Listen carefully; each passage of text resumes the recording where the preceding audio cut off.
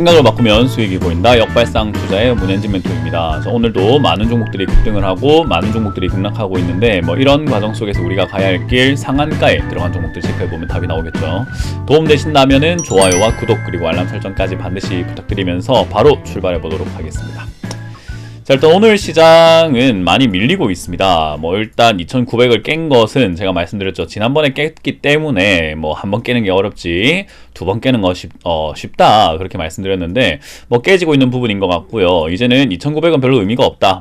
뉴스라든지 언론에서는 2900 깬 것을 굉장히 큰일 난 것처럼 이야기를 하고 있지만 2900은 지난번에 한번 깼잖아요. 그러니까 그건 문제가 되지 않고 지난 저점인 2838포인트가 되겠네요. 2840포인트로 생각하시면 좋을 것 같은데 지난 저점을 깨냐 안 깨냐가 문제가 됩니다. 이번에 깨게 되면 어때요? 뭔가 오른쪽으로 좀 무거운 느낌이 들죠. 이렇게 약간 기울어진 느낌. 그러면은 어떻게 될까요? 역시나 밑으로 쭉 떨어지는 형태로 하락세가 진행이 될 수 있다는 거예요.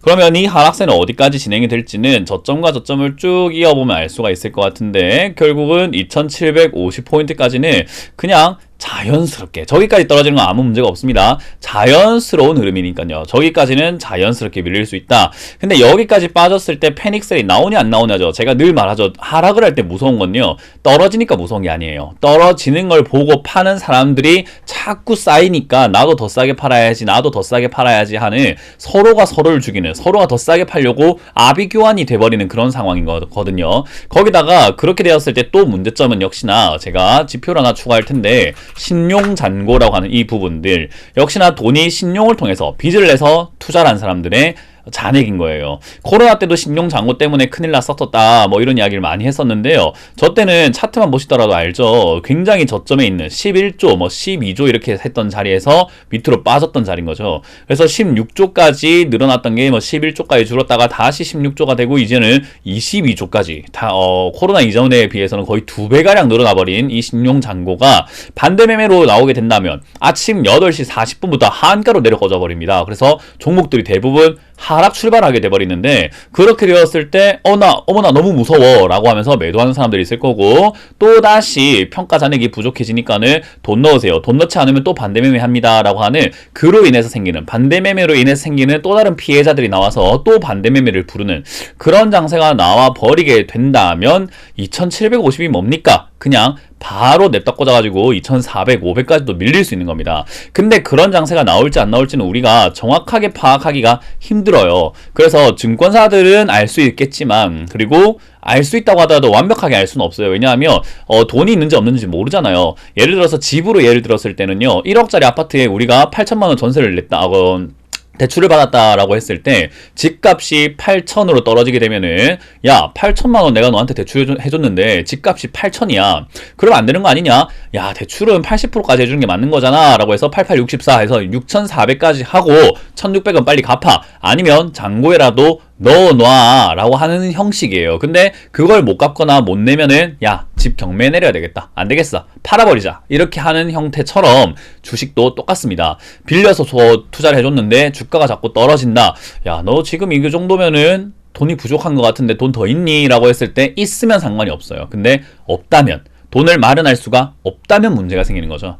그래서 이제 그런 부분들이 역시나 문제가 된다. 악재, 호재, 안 좋은 일, 에너지 솔루션, LG 에너지 솔루션 때문에 다 필요 없습니다. 그냥 그런 거보다 중요한 것은 이제는 매도를 얼마나 버틸 수 있느냐 싸움이다. 그래서 현금이 마련된 사람들은 버틸 수가 있겠죠. 왜냐하면 떨어지든 말든 주가가 반토막이 나든 말든 떨어지면 추가 매수를 해서 다음 상승 때 수익을 보면 되니까요. 근데 그렇지 못한 사람들은 또 다른 문제가 터지는 거죠. 아니 이게 내가 지금 돈이 없는데 어떡하죠? 버틸려고 했더니 주가가 반토막에서 70%까지 떨어졌어요. 다음에 상승이 나왔는데 내 본전도 안 와요. 이렇게 돼버리면은 계속해서 큰 문제가 생기는 거예요. 물론 떨어졌다고 해가지고 앞으로 계속 내려가는 건 아닙니다. 반등이 나와줄 것이고 또 다른 상승이 나올 거예요. 하락 뒤에는 상승이 반드시 나오게 되니까요. 근데 이 상승이 어디까지 올라가 줄지는 보장할 수가 없고 여러분들 본전 찾는다는 것도 보장할 수가 없는 부분이 될 것이고 그 반등 때 우리는 수익을 내고 나올지도 불분명해진다라는 것이 팩트가 되는 거예요. 그러니까 그러니까 여러분들이 떨어졌을 때 추가 매수를 하게 되면은 매수가가 낮아지게 될 것이고, 그러면 반등 때 수익을 낼 가능성, 본전을 찾을 가능성이 굉장히 높아진다라는 것이 그냥 이론상으로, 원리상으로 그냥 맞는 이야기인 거죠.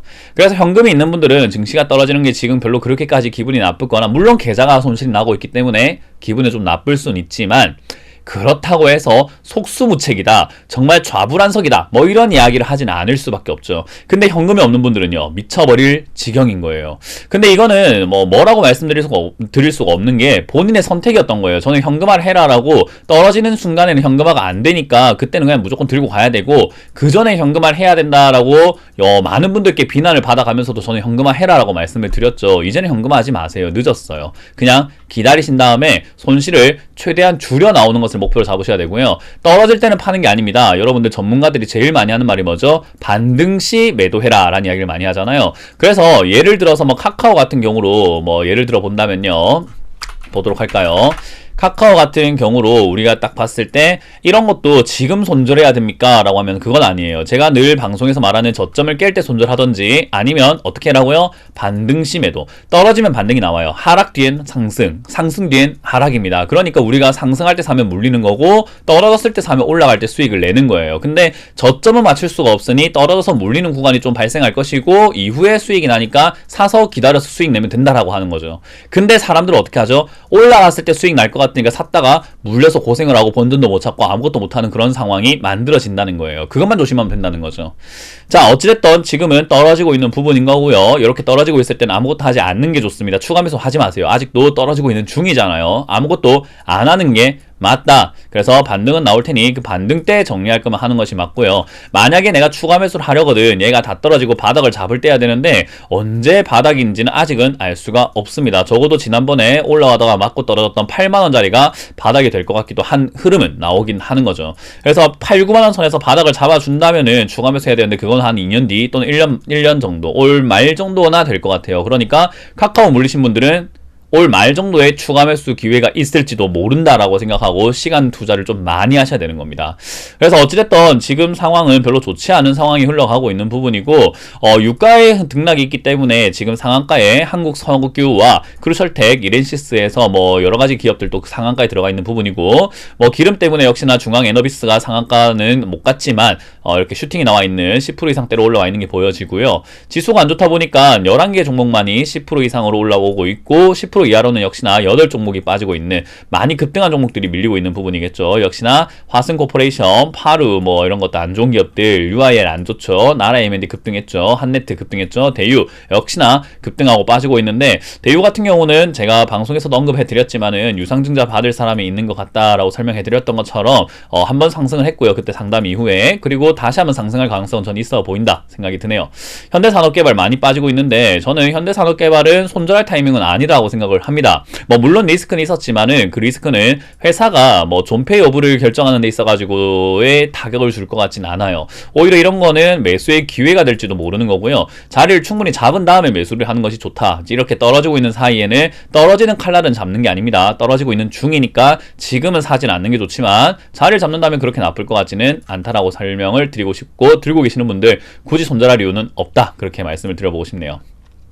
자, 일단 오늘 상한가에 들어가 있는 한국석유부터 볼 텐데요. 한국석유는요, 일단 품절주에 해당되는 기업이라고 보시면 좋겠습니다. 주식수가 많지 않기 때문이다 라고 보시면 되고요. 지금 예멘에 드론 테러가 있다고 해요. 그래서 국제 유가가 공급 우려가 생기니까는 또 유가가 폭등할 것 같다. 그러니까 정유 관련주들이 올라가지 않을까, 수혜를 보지 않을까라는 그런 기대감들이 있는 것 같아요. 실제로 실적 잘 나오고 있는 부분이기 때문에 나쁘진 않지만, 유가가 올라가면 올라갈수록 제가 말씀드린 것처럼 경제 전반이 죽을 수 있다 라고 말씀을 드렸죠. 당장은 정유주들이 조금은 수혜를 받는 것처럼 보여질 수는 있으나, 조금 중장기적으로 보게 된다면 당연히 경제를 무너뜨릴 수 있는 요인이 됩니다. 그래서 석유 관련주가 유가가 올라가는 게 전체적으로 좋을까? 아니에요. 결국은 반짝 좋았다가 결국 경제가 안 좋아지는데, 그러면은 다 같이 무너지는 거잖아 라고 해서 빠지는 거죠. 그런 빠지는 과정 속에서 나오는 약간 설거지 단계, 이렇게 올라오는 형태로 보시면 되겠고요. 역시 품절주기 때문에 상승의 힘은 조금 있을 거로 예상이 드는 부분인 것 같아요. 그러나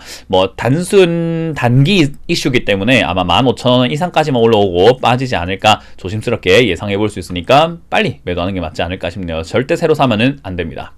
자, 그리고 크루셜텍입니다. 크루셜텍은 종목 이름 위에 딱 보시면요, 색깔이 좀 이상합니다. 노란색, 주황색이 딱 저렇게 걸려 있잖아요. 이런 걸 우리는 보통 관리 종목이라고 하는데요. 이거는 법정 관리를 받는 것처럼 기업이 안 좋은 상황에 빠져 있는 거죠. 보통 4년 적자가 이어지거나 하면은 나온다라고 보면 되는데요. 앞으로 관리 종목에 빠질 기업들도 되게 많지만 이런 기업들은 빚을 내 가지고 투자할 수가 없어요. 그냥 자기 돈으로만 할 수 있는 기업이고요. 언제라도 무너질 수 있기 때문에 빚내서 투자하는 것을 막아놓는 거죠. 그래서 사실은 이 관리 종목들은 리스크가 굉장히 큽니다. 이런 기업들이 올라오려면요, 뭐 갑자기 신약 개발에 대한 기대감이라든지 3자 배정 유상증자를 통해서 대주주가 바뀐다든지 그런 이슈가 아니면 올라오기가 굉장히 힘들어요. 그리고 지분도 대주주 지분이 정말 작은, 정말 리스크가 큰 기업이라고 보시면 되겠습니다. 자, 어쨌든 이것도 지금 흡입형 약물 투여 의료기기, 이게 이제 GMP 인증을 받았다라는 그런 이야기로 나오고 있는데, 저는 글쎄요, 이렇게까지 바닥을 기어다니는 기업이 이렇게 마지막에 한 번 더 급등 나오는 것은 약간의 작전 냄새가 난다. 요런 거 한번 튀어오르고 2,500원이나 2,700원까지 오르고 난 다음에 내년 바로 상패가 되는 경우들도 있습니다. 그렇기 때문에 저는 요런 기업들은 투자하지 않는 것이 가장 좋고, 올라올 때 빨리 팔고 나가는 것이 좋다. 일단 오늘 거래량은 적은데 상한가에 들어갔다는 점을 참고 한번 해보고, 그리고 호가를 보았을 때 매수 잔량이 상당히 많이 쌓였다는 점, 거래량은 80만 주인데 150만 주의 매수세가 몰렸다는 점을 이해 한번 해본다면 이건 누군가가 인위적으로 상한가를 만들고 있다 생각이 듭니다. 왜? 비싸게 팔아먹고 나가야 되니까. 폭탄을 돌려놓고 물린 사람들에게 상패 너희가 두드려 맞아라, 우리는 안 맞을 거다 라고 팔고 나가는 자리인 것 같습니다. 그렇기 때문에 저는 이 기업은 굉장한 리스크를 갖고 있고, 재무만 본다고 하더라도 좋은 상황이 아니라는 것을 누구나 알 수 있는데 주가만 올라온다? 이거 폭탄입니다. 잡으면 안 된다 생각이 들어요. 뭐 최근에 2020년에 저 부채가 192억으로 줄었지만 갑자기 한 분기 만에 300억으로 갑자기 확 늘어났다는 점을 봤을 때 빚을 갑자기 땡겼어. 너희가 뭘 잘한다고 땡겼어지? 돈도 못 버는 기업이 빚만 땡겼다고? 야, 이거 리스크가 너무 큰데. 자본금이 400억이었는데 360억으로 줄어. 네가 돈도 없고 돈도 까먹고 빚만 내? 안 좋을 것 같죠? 요 기업 저는 리스크가 굉장히 클 것 같습니다. 시간이 얼마나 걸릴지 모르겠습니다만은 이거는 시한폭탄 같으니까 잡지 않는 게 제일 좋다라는 조언을 드려보고 싶네요. 자, 그리고 이렌시스입니다. 이렌시스, 뭐 아까 크루셜텍은 이렇게까지 이야기하면 들고 계시는 분들은 팔겠죠. 팔아야 됩니다. 이렌시스, 삼성봇, 뭐 북미 특허 등록했다, 삼성전자 로봇 청소기 부품을 공급하는 회사라고 이렇게 알려져서 급등이 나왔네요. 일단 품절주는 아닙니다. 3천만 주 정도가 발행이 되어 있기 때문에 나쁘진 않고요. 실적도 좋은 기업이에요. 그래서 로봇 관련주 중에서도 역시나 이렇게 부품 만들면서 실적이 좋은 기업들도 이렇게 있어요. 이런 것들을 뭐 미리 잡아 놓으신 분들은 축하드립니다. 잘하셨고요. 떨어졌을 때 조금 잡아놓고 올라갈 때 득보신 분들은 정말 잘하신 거고, 이제는 팔아야 될 때가 아닌가. 신고가에 들어갔기 때문에 조금 더 보유를 하셔도 좋을 것 같습니다. 신고가는 신의 영역입니다. 어디까지 올라갈지는 아무도 맞출 수가 없는, 거의 뭐 점성사, 뭐 점술사, 타로 카드 보시는 분들, 점 보는 분들도 맞추기 힘들 거예요. 그런 것처럼 전문가라고 해서 예언을 하거나 하는 것은 아니에요. 예측을 한번 해보고 거기에 맞게끔 대응을 하는 거죠. 저희 회원들께도 말씀드렸지만은 마치 오목과 같은 거라고 보시면 돼요. 오목도 여러 가지 수가 있는데 당신이 이쪽에 놓으면 나는 여기 놓고 대응을 할게요. 당신이 여기 놓겠지 라고 예상을 했는데 어라 저기 놓았네? 그럼 난 이렇게 놓겠습니다 라고 하는 형태로 대응을 하는 거지, 너가 여기 놓을 거야, 난 그걸 다 알고 있어, 이런 느낌은 아니라는 거예요. 예측이지 예언이 아니라는 거죠. 너는 반드시 거기 놓을 거야, 이게 아니라는 거예요. 그래서 항상 그걸 기억하시면 좋겠고, 이렌시스도 신고가 올라가게 되면 그 어느 누구도 이걸 어디까지 올라가는지 맞출 수가 없습니다. 그냥 먼저 파는 사람이 임자가 되는 거죠. 왜요? 모두가 수익 중입니다. 이렌시스는 상장 이후로 지금까지 4,560원 최고가, 저 윗꼬리 잡으신 분이 아니라고 한다면요, 지금 모두가 수익 중이에요. 그 말은 뭐죠? 먼저 파는 사람이 수익을 챙길 수 있는 거지, 수익은 모두가 챙길 수 있는 것이 아닙니다. 전부 다 판다면 누가 사줄 겁니까? 안 사줄 거 아닙니까? 그러니까 누군가는 물리게 되어 있습니다. 그래서 저는 팔아내시기를 좀 이렇게 추천드려 보도록 하고, 약 한 5,000원 이상 때까지 한번 갈 수 있으니 그때부터는 분할 매도 욕심 부리지 말고 정리하자라는 전략을 드릴 수가 있겠네요. 이렇게 보니까 오늘 뭐 괜찮은 기업이 별로 없어요. 한국 석유는 올라갔다가 바로 상한가 풀렸다가 왔다 갔다 하는 부분인 것 같고, 티라유텍도 상한가 들어갔다 나왔지만 뭐 안정적인 기업은 아니에요. 역시 품절주기 때문에 잠깐 들어간 거예요.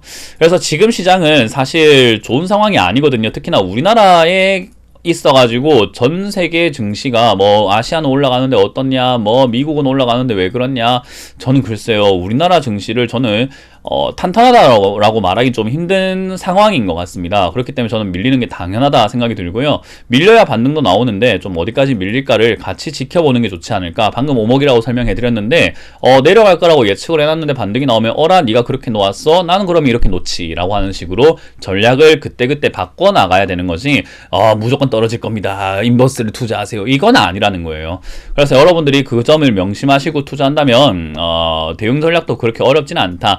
지금은 아무것도 하지 않고 지켜보면서 저점을 무너뜨리는 거, 2800포인트를 어떤 형태로 지나갈 것인가, 반등인가, 무너지는가, 무너진다면 어디까지 밀릴 것인가를 보고, 그리고 저점은 어디서 잡을 것인가를 보아야 우리가 투자를 확실하게 할 수가 있겠습니다. 그래서 현금 들고 계시는 분들은 아직까지도 꾸준히 잡고 계셔야 된다는 점 기억을 하시면 좋겠고요. 이렇게 마쳐보도록 하겠습니다. 지금까지 역발상 투자의 문현진 멘트였습니다. 고맙습니다.